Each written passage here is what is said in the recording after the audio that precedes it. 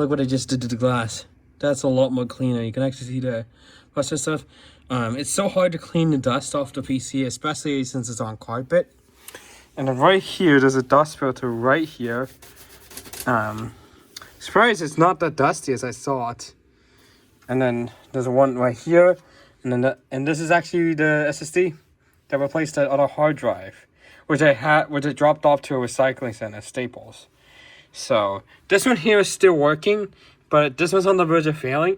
This one has nothing in it. This drive here has nothing in the drive. Nothing inside. So this one here, if this fails, not lost cause. Most of the data, yeah, it's a mess here, is saved to the bottom hard drive. The top hard drive came from this is the old PC, and it seemed that's on the verge of failing. So I'm not using that drive. So the files that are on it are just old files. So it's the panel's kind of bent because of the cable strain.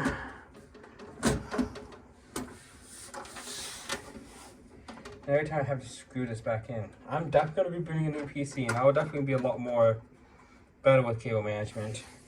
Because the whole reason why this is so messy is because this PC was the first PC I ever built. So there was a lot of errors. So this motherboard is not the one I planned to put in. I planned to put in an ASUS top motherboard, but two motherboards I flexed it with the graphics card. So the first motherboard when I did it, you were able to turn it on, but the light would get stuck to a CPU light. We tried another CPU, and it did the same thing. So we replaced it with another ASUS tough game motherboard. That one had a really intermittent fault with the graphics card slot because it kept getting stuck on the VGA light. So I switched it over to the bottom slot, but I did not realize that the latch was already in, and I flexed the motherboard, which caused it to no longer turn on. So, and then this motherboard is the MSI motherboard, and see, it's working fine. We got the graphics card here, and this one's been working fine ever since. So, but you can see the mess that it made because I didn't do cable management before because this PC had a lot of issues. So once I build a new PC, I will definitely be doing better cable management because look how messy this thing is.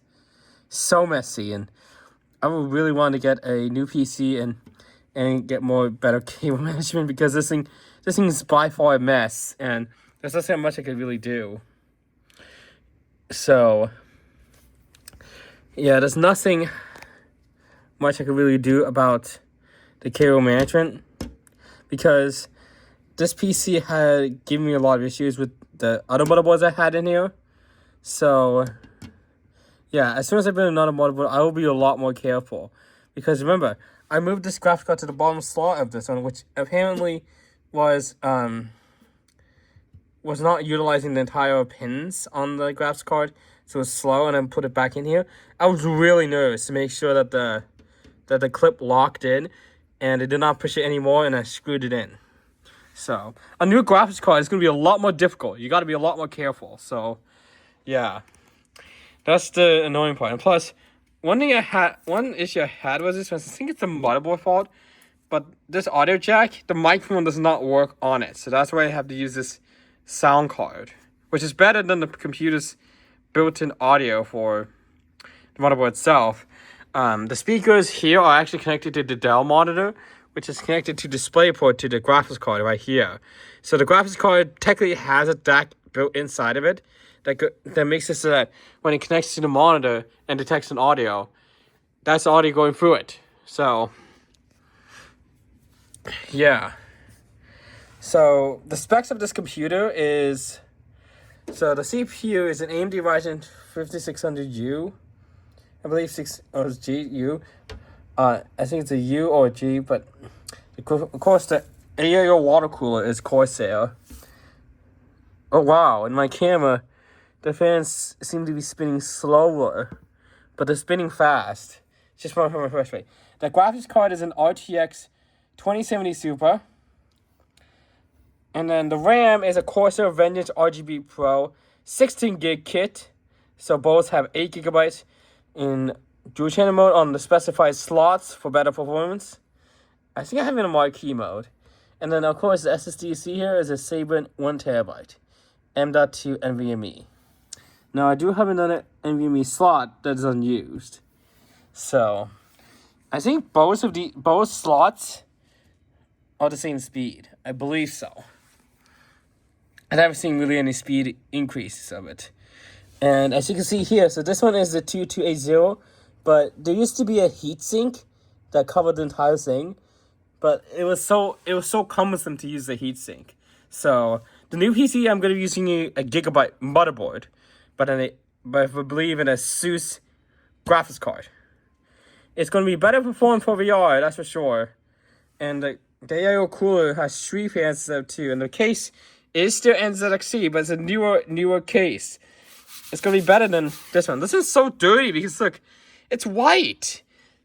You can see a lot more dirt on white cases. This is what I hate about this case. It's like, it's white, so it gets dirty really, really fast. Of course, some of these stickers here are bought separately, like the Windows sticker and this graphics card sticker. This sticker came with the power supply, and these 2 stickers came with my CPU. This is just a magnet from Cura. This sticker I just got from the Rare store from Bart. And then my Logitech, which came with one of my Logitech devices.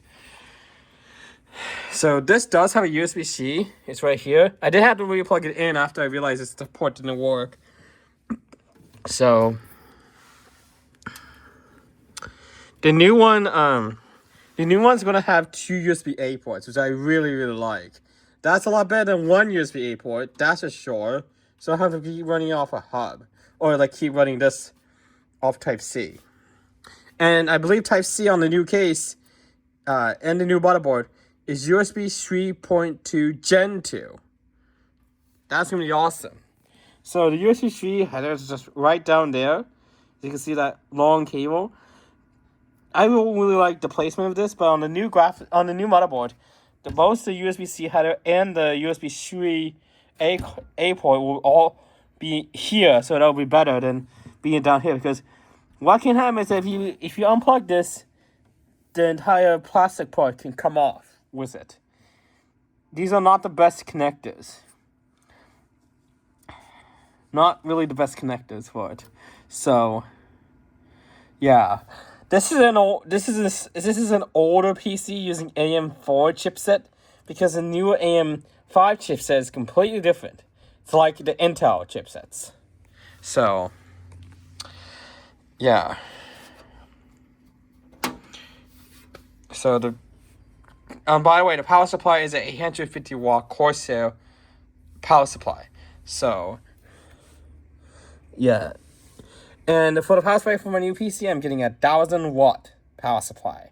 It's going to be plenty for the new graphics card and everything on the motherboard. Even though it says the estimated wattage is like around 573 watts, I said I'd go with 1000 watts, so I gave a bit of more leg room. Plus, with more power, it means that